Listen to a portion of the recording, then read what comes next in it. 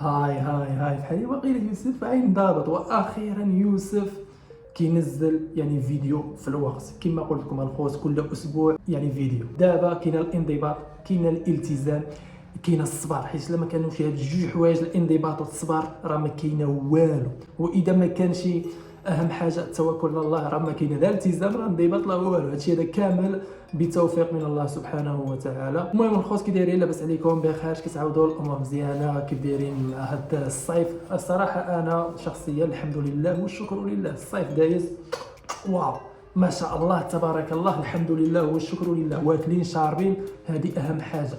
والحاجه الاعظم فهمتيني ما كايناش غير الماكله والشراب في الدنيا، راه الله خلقنا باش نعبدوه، يعني ما خلقت الجن والانس الا ليعبدون. ما نساوش صلاتكم هي اهم حاجه، فهمتيني نكونوا واقعيين. واخا هي صعيب تحافظ على الصلاه، ولكن حاولوا انكم تحافظوا على الصلاه ديالكم حيت غادي تنفعكم، خصوصا اذا يعني كنتوا تدخلوا الى الجنه. وبذكر الجنه اليوم خطبه الجمعه كانت على جنه عرضها السماوات والارض. اعظم حاجه تقدر توصل لها، اعظم هدف بالنسبه لي كنت هذيك كتشوف هذا الفيديو هذا، وهو شنو هو؟ جنه عرضها السماوات والارض. تخيل معايا جنه غير العرض ديالها قد السماوات والارض. المهم هذه هي الخطوه ديال اليوم. الصراحه انا الخاطب اليوم عجبني الصراحه، واصلا انا فين ما كنسمع الجنه كنبقى نحس بالسكينه، الطمانينه، السعاده، كتنزل عليا واحد الرحمه من عند الله سبحانه وتعالى. الله رحيم. وقال لك اهم حاجه غادي تكون يوم القيامه، عرفت شنو هي الرؤيه، نشوف الله سبحانه وتعالى. يا ربي الحبيب اجعلنا من الذين ينظرون اليك يوم القيامه. اهم حاجه الخوت فهمتيني، يا ربي يرزقنا الجنه. واعظم حاجه قال لك في الجنه هي رؤيه الله سبحانه وتعالى، فهمتيني؟ هذه اعظم حاجه غادي تكون، اعظم هدف خصو يكون لنا هو الهدف الاول، وهو رؤيه الله سبحانه وتعالى. والحمد لله. المهم بديت هذا الفيديو هذا حيت اليوم الجمعه وباقي فهمتيني الظهر يلاه فاتت. المهم كنصور هذا الفيديو نهار الجمعه، شفتوه نهار السبت ولا الحد ما عندي ما ندير لكم. المهم اهم حاجه الرساله توصل، واهم حاجه نشجعوا بعضياتنا ونوقفوا مع بعضياتنا حتى نوصلوا للهدف الاعظم اللي هو الجنه. واكيد بطبيعه الحال كما قلت لكم الانضباط والتوكل على الله، ونطلبوا من الله يوفقنا، فهمتيني؟ حيت هذا الشيء هذا راه كامل توفيق من الله سبحانه وتعالى. كنتي كتصلي راه توفيق من الله سبحانه وتعالى، كنتي كتصوم توفيق من الله سبحانه وتعالى، مشيتي للحج توفيق من الله سبحانه وتعالى. يعني اي خير درتيه في الدنيا فهو توفيق من الله سبحانه وتعالى. واذا درتي شي سيئه ولا درتي شي كارثه فاعرف بان الشياطين راه كاينه، يعني اما انت يعني النفس ديالك او لا الشيطان هو اللي كان كيشجعك على داك الشيء هذاك، على داك الشيء. حاول انك تحيد من المشاكل، حاول واخا هما كاين الصراحه شياطين الانس وشياطين الجن، هذه واقفه الدنيا باش نكونوا واقعيين. لا داك الشيء المهم مور هاد نعاود لكم دابا واحد القصه اللي غديو منها واحد العبره باش تعرفوا باللي نتوما راه ما عايشينش حنايا في رخاء وسخاء وفي طمأنينة وفي سعادة. راه واخا تكون انت عايش بخير وعلى خير، راه يجي عندك واحد الانسان وغادي يأذيك وغادي يدخلك في المشاكل، يؤدي بك الى تهلكه. المهم ما علينا الخوت. المهم طمنوني على حالكم، طمنوني على حالكم. هذه كلمه جديده هذه المره ما جبتها هذه. المهم سمحوا طمنوني على حالكم. ما عرفتش فين جابالي دابا، ما عرفتش ملي كنت باغي نسمع. المهم قولوا لي كيف نتوما، لاباس عليكم بخير؟ المهم اللهجه ديالي راه تقدر تجيكم مع غريبه عجيبه، حيت الشامل هكا كيهضروا فهمتيني. هذه هي اللهجه ديالنا، تقبلها هو ما تقبلهاش ما عندي ما ندير لك الخير. بالنسبه لهذا الفيديو هذا غادي يكون على واحد القصه ديال واحد الانسانه اللي فريمون كانت متقيه الله، كانت كتعبد الله، كانت كتصلي، كانت كتصوم، يعني فحال اي مغربيه، فحال اي انسانه مسلمه على وجه الكره الارضيه. كاملين بينا يعني كنديروا اخطاء، وكل ابن ادم خطاء وخير الخطائين التوابون. المهم هذه الانسانه هذه غادي نسميوها مريم.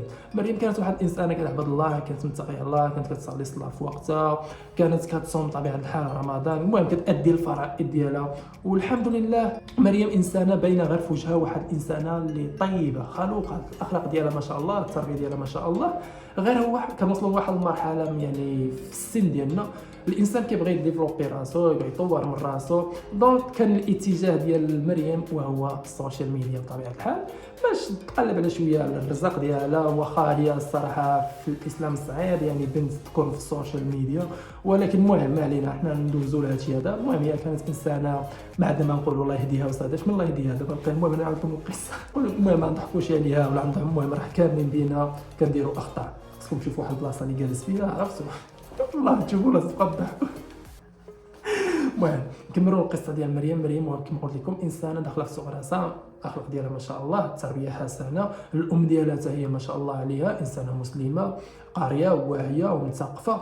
غير هو مريم بقات كدير فيديوهات في السوشيال ميديا، بقات كتنزل الفيديو الاول، الفيديو الثاني، الفيديو الثالث، حتى الناس كيكتشفوا بان مريم انسانه غليظه، فهمتيني؟ ماشي انسانه عاديه، غير من وجهها باين وجهها غليظ، يعني باش نكونوا واقعيين، يعني انسانه واكله شاربه رزقها رزقها ما عندنا ما نديروا، انسانه تستمتع بالحياه وتتقي الله كيفاش بغيتوها تكون مثلا رقيقه وداخله في اكتئاب وما نعرف شنو، لا انسانه ما شاء الله عليها.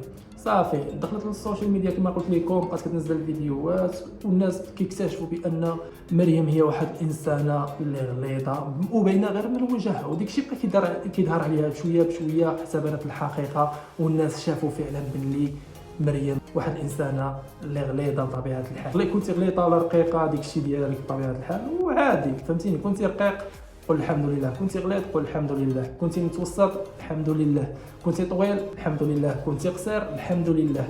الناس ما كيعرفوش هادشي هذا، الناس كيعرفوا حاجه واحده، يا اما يستهزئوا بك، يا اما يتنمروا عليك، يا اما شي حاجه من هاد الجوج هادو. فهمتنا المغاربه عزيز علينا جوج حوايج، التنمر ونضحكوا عليك، يعني عمرنا نلقاو لك حلول ولا شي حاجه، لا بطبيعه الحال نتنمروا. هادشي اللي وقع مريم ديما في التعليقات انت غليظه، انت ما نعرفش كتاكلي ما نعرف شنو، كلشي كيضحك عليها، وحتى عاوتاني صناع المحتوى الاخرين فهمتيني كيلقاو ما يديروا، كيبقى يطلعوها، كيبقى يديروا رياكشن عليها وكيشوفوها غليظه، يعني كتجيب التفاعل، وانسانه ما شاء الله من عند الله مقبوله، واخا هي غليظه وما نعرف شنو، انسانه مظلم، هذيك هي حياتها، فهمتيني؟ ربي عطاها واحد الشهره اللي فريمون زوينه من بعد ما بقات كتنزل فيديوهات بزاف، حتى الناس كيتصدموا باللي واحد النهار مريم قررت انها دير التكميم، قالت لك ندير عمليه باش نولي رقيقه، وهذا اكبر غلط تقدر ديرو اي بنت في الكره الارضيه. ربي يعطيك واحد الفورمه خاصك تقبليها، اذا ما تقبلتيش ديك الفكره على الاقل بقى ديري السبور، بقى تجري، بقى المهم ديري شي لعيبه بحال هكا فيما يرضي الله، ماشي سينا عطاي غليطه صافي غادي ديري التكميم، غتقطع من اللحم ديالك، غدير عمليه باش تولي واو، باش تعجب الناس راه ما عمرك كتعجب، عاد دير عمليه يهضروا عليك، غتولي رقيقه يهضروا عليك، غتكون كما كنتي يهضروا عليك، بحال مثلا في الفيديو هذا يقدروا الناس راه دايرين بحال هكا، خصك تتقبل. بحال مثلا انا واحد النهار جالس كنصور فيديو في واحد البلاصه اللي فريمون واو واعره، كتحمق، بلاصه اللي فريمون زوينه طوب ديال الطوب، وحتى الناس اللي كانوا في ديك البلاصه المهم قدام واحد الجامع، صليت في ديك الجامع، الناس اللي في ديك البلاصه هذيك اولا اللي صليت معاهم في ديك الجامع ما شاء الله عليهم ناس طيبين، ناس خلوقين، ناس متربيين، ولكن للاسف من بعد ما نزلت واحد لا فيديو في انستغرام، واشنو سمعت ديال السباب، شنو سمعت ديال الشتم، شي حوايج راه ما عمرني سمعتهم في حياتي كنقول ويلي واش ندير شي حاجه غلط، لا داير غير فيديو بحال هكا، فهمتي؟ اغنيه ديال التيك توك وجالس كذا في ديك البلاصه هذيك، وشي نماذج وشي انواع البشر كيخرجوا، وشكون هما هذوك اللي كيخرجوا في كومونتيرات كتلقاهم لا علاقه ديالو مع الله مزيانه، لا علاقه مع والديه مزيانه، لا علاقه ديالو مع الناس مزيانه، خصو حاجه واحده، خصو المشاكل، خصو يتنمر على الناس، خصو يتسب الناس، هذا هو الهم ديالو، هذا هو الطموح ديالو، صافي شافك ما عجبتهش يسبك، ماشي كاين واحد النوع اللي متربيين المخلوق شافك ما عجبتهش ولا شي حاجه صافي كيتخطاك او كيدير لك سكيب، صافي عادي كتستمر الحياه، باش انت تدخل الكومونتير تسبني واش تسبني وتنمر عليا علاش كنت مثلا اذا انت قضيه بطريقه ايجابيه ماشي مشكل، اهلا وسهلا، كاملين بينا كنتقابلوا الانتقادات. انا جالس كنشطح في التيك توك يجي واحد يقول لي ما تبقاش تشطح، عادي كتسمى هذا كيهضر بواحد الطريقه ما تبقاش تشطح، راه داك الشيء اللي كدير قبيح، بهذه الطريقه هذه كتسمى انتقاد ايجابي، يعني كيبغي لك المصلحه ديالك، ماشي هو كيجي الله ينعل امك الله ينعل امك، علاش اش درت لك انا اش درت لك؟ نفس الشيء اللي كيوقع في السوشيال ميديا دابا، شحال من بنت شحال من ولد كيبقى يدير فيديوهات يعني سبونطاني، ولكن للاسف كيبقى ملي كيدخل التعليقات كيتصدم، كيلقى بان كلشي كيتنمر عليه، كلشي كيستهزئ به، كلشي زعما هو اللي داير غلط كبير وهما بوحديتهم اللي على حق. هكا دايره السوشيال ميديا، يعني اذا دخلتي شي نهار السوشيال ميديا تقبل باللي انت راه غادي تتعرض للتنمر وللسخريه وغادي يطلعوا بك، يعني ماشي انت ديما تبقى دير فيديوهات واعرين شكون انت، ضروري يجي واحد النهار وغتطيح في الفخ ونهار اللي طاح في الفخر ما يعقل عليك حتى شي واحد.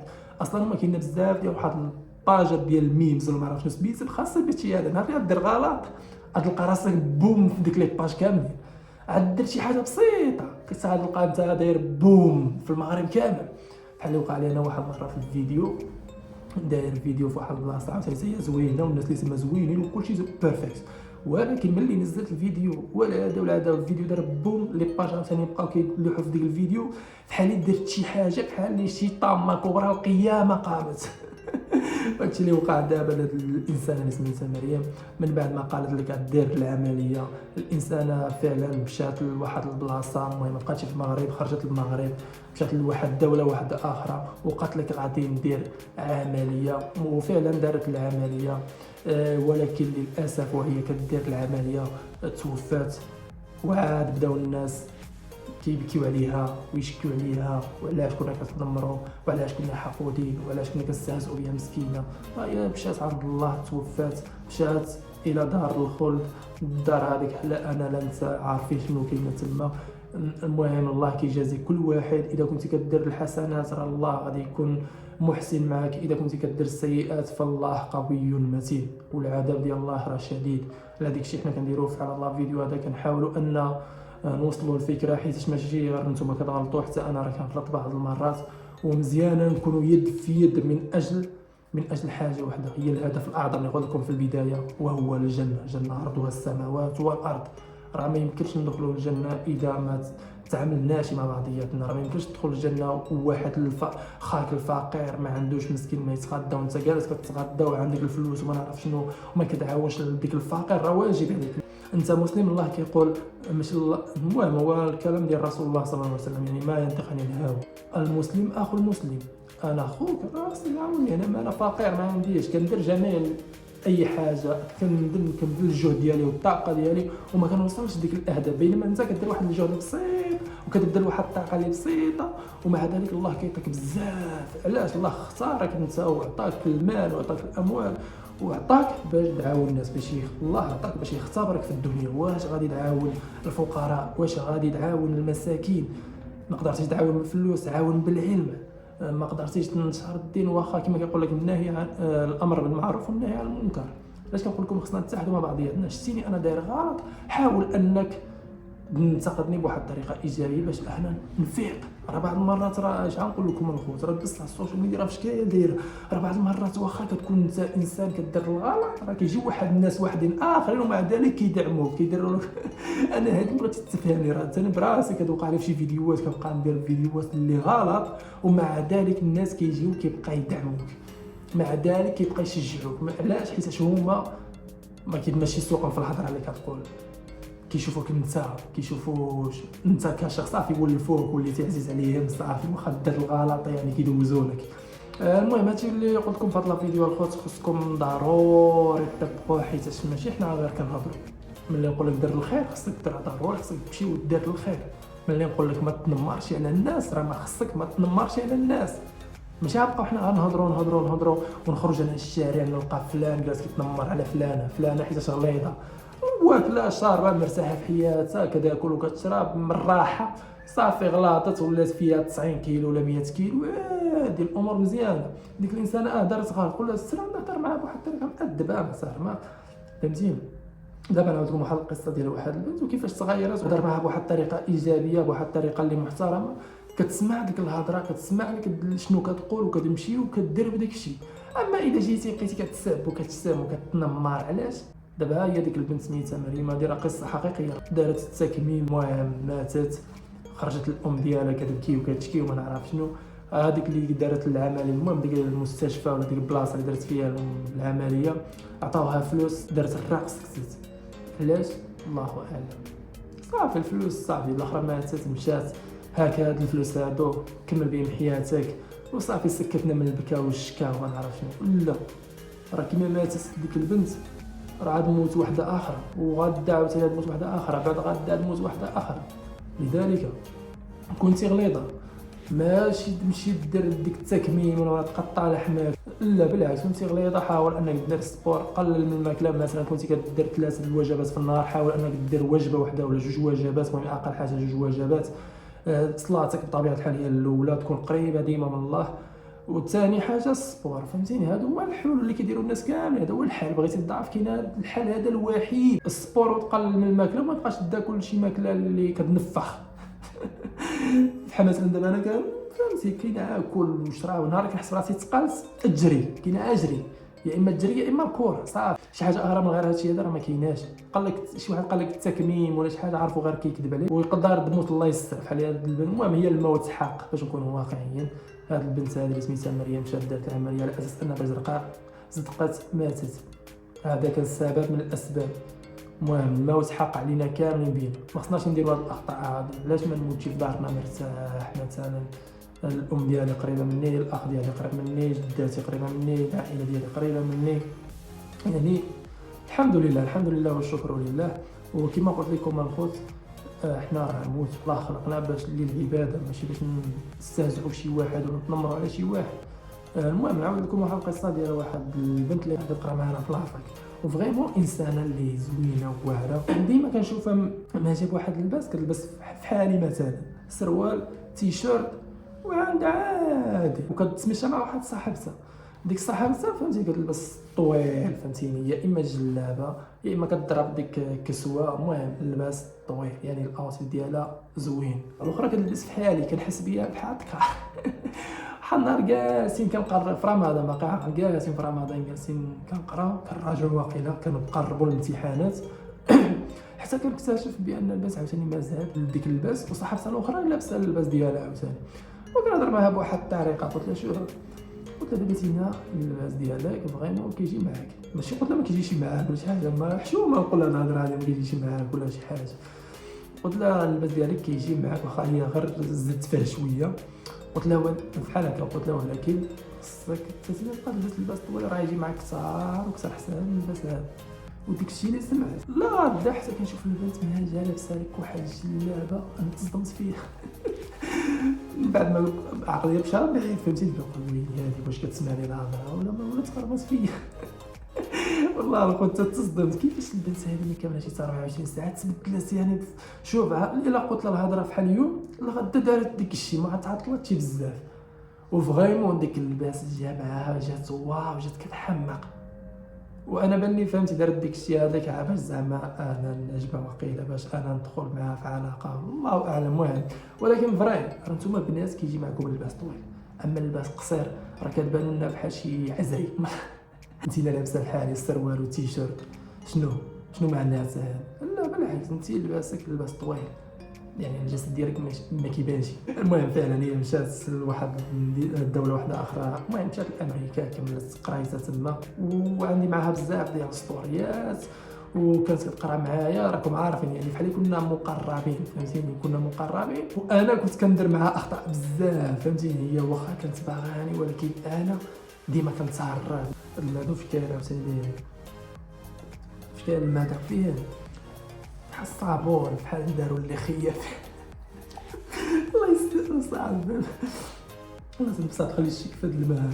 المهم قلت لكم نعاود لكم هاد القصه، صافي نعاودوها دابا. صافي الاب ديالها فقيه، هي واحد الانسان اللي فريمون حتى هي كتصلي كتعبد الله، ولكن اللي ما كانش عاجبني هو اللباس ديالها، واللي ما خلانيش ندخل معاها في علاقه. علاش انا نقول لكم السبب؟ علاش؟ حيت كنا كنقراو وباقي العام الاول في لافاك، وخصنا نديو ليسونس، ولا درتي علاقه عاد ولي عاوتاني مشاكل، ولي هي مشكله، غنوليو مسبين راسنا المشاكل.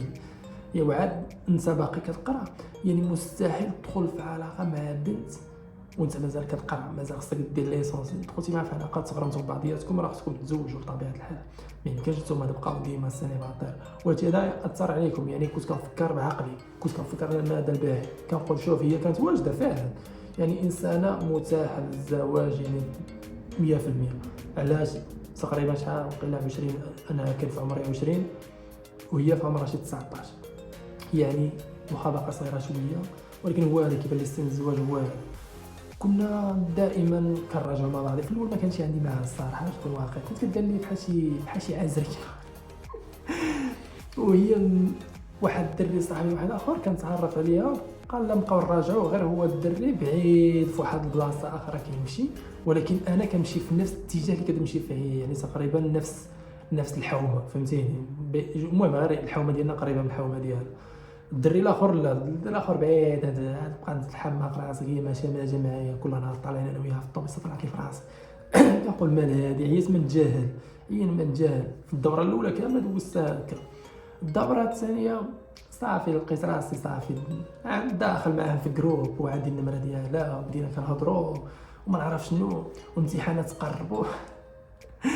المهم الصراحه ولفنا بعضياتنا. راكم عارفين الاصدقاء ديال لافا كتكون يعني فريمون واحد التجربه اللي زوينه. وحتى في الايامات حيت في الصيف راكم عارفين يعني الامتحانات كيجيو معطلين شويه، كان هي البحر قدام فهمتيني. يعني البحر ماشي بعيد عليها بزاف، غير 5 دقائق هي في البحر. كانت كتعرض علينا فهمتي، هي ما كتعرضش علينا، كتعرض عليا غير. كتبقى مره تصارت لي تصاور مشكله هذه. وهي فعلا راه بنت، راه ماشي زعما بنت اللي قبيحه ولا شي حاجه، بنت اللي فريمون زوينه كنقول لكم، بنت اللي واجده 100%. وحتى انا بقات كتبان لي بقات كتدخل لي العقل، كنقول هذه راه ماشي القرايه، هذه راه ديال الزواج.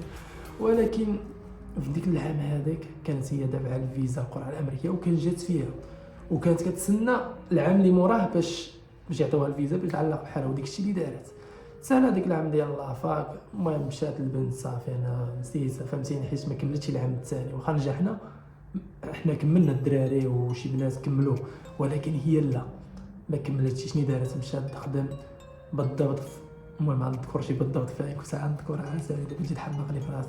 المهم ديك العام حنا كملنا قرايتنا وهي بدات كتخدم، خدمت تقريبا الشهر الاول الثاني الثالث الرابع الخامس. المهم حنا كنا درنا الامتحانات ودينا وقيله الدوق، يعني العام الثاني نجحنا فيه بطبيعه الحال. وهي كانت في ديك اللحظه هذيك كانت خدامه كتجمع في الفلوس، حيت الفيزا غادي تخرج لها تقريبا في شهر 11 اما في شهر 12، ما بقيتش عاقل بالضبط. وفعلا كانت كتقول لنا راه غنمشي ميريكان، وحنا ما كناش متسيقين فهمتي، كيسحبنا غير نطلعها علينا وصافي. راه غنمشي ميريكان، غنمشي لامريكا، تما العيشه واعره احسن من هنا من المغرب. مسوقين شي حنا باقيين نقراو، باقيين مطفيين، عقلنا مطفي، ما عارفينش شنو باغيين نديروا في الحياه، راه غير كنقراو. واخا حنا في لافاك وما نعرفش ننجح العام الاول العام الثاني، والهدف ديالنا هو نديو ليسونس، ماشي الهدف ديالنا نطوروا يعني من المستوى المادي ديالنا او المعيشي ديالنا. لا، ديك السعادات الهدف الرئيسي هو نديو ليسونس. هي صافي نجحت في العام الاول، العام الثاني مشات تخدم، جمعت الفلوس في ديك العام، خدمت الشهر الاول الثاني. المهم خدمت تقريبا شي 7 شهور حتى 8 شهور ديال الخدمه، ماشي شي خدمه اللي المهم شي 3000 درهم في الشهر في واحد لاجونس. صافي كانت كتجمع في ديك اللحظه الفلوس باش تخرج لها الفيزا. وفعلا وصل ديك الشهر وجمعت شويه ديال الفلوس، تقريبا شي المهم شي 15000 درهم ولا 20000 درهم اللي كانت تجمعات. هي اصلا هي راه قبل راه يكونوا عندها والديها، عندها خوتها، واصلا كان عندها شي عائله تما في امريكا هما اللي كانوا مشجعينها. صافي خرجت لها ديك الفيزا، وديك الشيء اللي كان البنت درت فيها حتى كانت في امريكا. بقينا كنشوفوا تصاورات في امريكا، مشات البنت اللي وصلت لتما والله ما بقات كتعقل على شي واحد. وفي ديك الفتره هذيك اللي مشات في امريكا قبل ما تمشي كانت صاحبت مع الدري صاحبي، والدري صاحبي كيقول لي راه فلانه ما راه واعره وكذا وراه تصاحبت معاها وما نعرف شنو. وملي مشات امريكا قلبت عليه حتى هو. والله ما بقات كتجاوب صافي. ما تلقاني واحد النهار قال لي ما بقاتش حتى كتجاوب. قلت ويلي، قلت ماشي كذا مصاحب معاها ما نعرف شنو. قال لي لا صافي راه مشات للميريكان وراه باينه تبدلت لينا. واقيلا بلوكاوت الدراري اللي كيعرفوها كانوا كيستردونا ما كانتش كتجاوب، وانا شخصيا حتى انا ما بقيتش كتجاوب. علاش؟ ما نكذبش عليكم فهمتيني، حيت الاغلبيه ديال الدراري كانوا كيستاذ كيقولوا انت غتمشي للميريكان، انت غتمشي للميريكان. وراكم عارفين في ديك الوقت في 2020 ولا 2021 يعني كتبان الميريكان شي حاجه اللي كبيره، وفعلا راه شي حاجه اللي كبيره. يعني توصل للميريكان صافي دبرتي على راسك صافي، الخدمه موجوده، كلشي موجود، الشعب ناضج واعي قاري، الفرص ديال الشغل حتى هما موجودين. وخصوصا هي كان عندها لونجلي ما شاء الله عليها، كانت طياره في اللونجلي. هي فيا ديما كتقول لي تعلم اللونجلي كثرت من اللونجلي. شوف فيها خلينا مع العربيه دابا والفرنسيه ونديو هاد لي صوص وصافي. المهم مشات تما دبرات على راسها من الاخر. والمغاربه والله ما بقات كتعقل على شي واحد وكتجاوب شي واحد صافي. ديك لي زامي ديالها وكذا نساتهم، ولات حياه وحده شنو هي امريكا صافي عايشه تما. بقينا كنشوفوا هاد التصاور في انستغرام مره في فيسبوك، هي كان عندها الاغلبيه في فيسبوك صافي. بقينا كنشوفوا غير لي بوست ديالها، التصاور ديالها تما، مره كتلوح لك شي ستوري هيدا على شكل فيديو. المهم حتى واحد النهار كتصدم كلشي باللي هي تزوجت، تقريبا دوزت شي عام تزوجت بشي واحد تما، صافي تزوجوا، دابا راهي خدامه وهو خدام، وتلاقاو مع بعضياتهم الحياه تستمر. الانسان تزوجات دابا راهي انا ما بقيتش نتبع الصراحه، كنت نتبع شحال هذه في فيسبوك دابا ما بقيتش عقلت على شنو دايره في فيسبوك. المهم هذه هي الحياه. المهم يا خوتي كان معكم يوسف، مره كنعاود لكم ستوريات. المهم كنهضروا في مواضيع واخا التفاعل ما كايناش في هاد لاشين هذا، شحال هادي كان عندي التفاعل، دابا كلشي مات، انا موت التفاعل مات.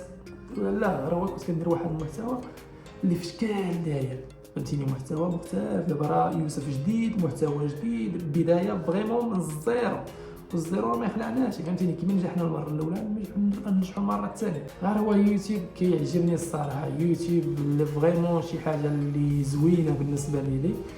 وعلى ديك الشيء رجعت لليوتيوب، وكما قلت لكم الخوت غنبقى ننزل تقريبا فيديو كل نهار، ماشي كل نهار، شحال هادي كنت كنزل فيديو كل نهار ولكن دابا نزلت فيديو كل سيمانه مزيانه. غير هو نبقى ندير لكم فيديوهات بحال هكا، يعني فيديو يكون فيه قصص، فيه مواضيع، باش نتوما ما تحسوش بالملل وانا ما نحسش بالملل، وكاملين بينا ما نحسوش بالملل، حيت الا حسيت انا بالملل حتى نتوما تحسوا بالملل وما عاد تكملوش الفيديو حتى الاخر. واصلا قليل يكمل الفيديو حتى الساعه، حتى الدقيقه، هذه الدقيقه شحال 28 ولا 29. حاولوا انكم تربيوا ولادكم احسن تربيه. الرسول صلى الله عليه وسلم كانت اهم ميزه فيه هي الاخلاق. المهم راه كاينه في القران واحد الايه، وانك لعلى خلق عظيم. المهم الايه تقريبا دايره بحال هكا، كنتمنى يكون قلت الايه صحيحه حيت ما حافظهاش الصراحه. المهم حاولوا انكم تربيوا ولادكم احسن تربيه، علموهم، قربوهم. احسن حاجه غادي ديروها هي العلم النافع، التربيه، الاخلاق. والحمد لله الله يجازينا بواحد المجتمع اللي فريمون يعني واعر، فهمتيني، نكونوا واقعيين. اذا كانت الاخلاق، التربيه حسنه، والعلم، فهمتي، ركزوا لي على العلم، هادو ثلاثه هما الاساس ديال اي دوله ولا ديال اي مجتمع كما غيكون. كان عندك العلم، عندك التربيه، عندك الاخلاق، نزيدوا حتى المعامله حيت التعامل هو اهم حاجه. وديما الخوت عاونوا، فهمتيني، عاونوا في سبيل الله. انت عندك الفلوس والاخ ديالك ما عندوش الفلوس، حاول تعاونوا، عاونوا بالعلم، عاونوا بافكار، اذا اقتضى الحال عاونوا حتى بالفلوس. مثلا انت عندك بروجي مثلا ديال 100 مليون، عندك بروجي والاخ ديالك يلاه ما عنده لا بروجي، باقي في الزيرو، حاول انك تفتح له بروجي، خدموا معاك، دير له شي لعبه. يعني ما تكونوش الناس كل واحد خدام بالدراع، وكما كنقولوا حنا كل واحد خدام دراع وهذا ما يعقل على لا. في الاتحاد قوه، حاولوا انكم تتحدوا، حاولوا انكم تتعاملوا مع بعضياتكم، حيت بعض المرات كاين واحد النوع ديال البشر يعني التفكير ديالو محدود، واخا يقرا واخا يتعلم، ولكن التفكير ديالو محدود. خاصك انت تشدو تفتح له راسو بحال هكا، ترجعوا له بحال هكا. المهم حاولوا انكم تعاونوا بعضياتكم. وعرقت اخوتي ما تعرقت. المهم شكرا بزاف شفتوا هذا الفيديو هذا، نتلاقاو في فيديو جاي ان شاء الله وباذن الله بطبيعه الحال. كنتمنى الله يوفقنا وننزلوا فيديوهات واحدين اخرين. كنتمنى الله يجعلنا من الناس يعني الناجحين في الحياه، واللي يعطيو يعني يحفزوا الناس. واخا انا كنحتاج دابا الموعظه والتحفيز، ولكن شكون يحفزني؟ شكون يعطيني هادشي هذا اذا ما حفزتش راسي؟ يعني ما تسناوش شي واحد يحفزكم. اصلا بالنسبه لي التحفيز يعني ما نقدرش نعتمد عليه، حيت شحال مره كتفيق في الصباح كتلقى راسك زيرو موتيفاسيون، زيرو. يعني بالنسبه لي انا الانضباط، المسؤوليه، الالتزام اهم من التحفيز. حيت التحفيز نوض انا شي نهار في الصباح طالع لي الدم في راسي، طالع لي الحياه في راسي. دونك اذا كنت منضبط حسن، اذا كنت ملتزم حسن. حنا محتاجين مره الموتيفاسيون، ولكن بالنسبه لي انا الانضباط هو اول حاجه. الانضباط، الالتزام، واهم حاجه في هادشي هذا كامل هو التوكل على الله. وكما قلت لكم الخص في الاول ديال الفيديو، اللهم اجعلنا من الذين يدخلون الجنه، حيت الجنه فيها اعظم حاجه وهي الله. والله يجعلنا نشوفوه يوم القيامه، حيت اذا شفنا الله يوم القيامه هذه اعظم حاجه.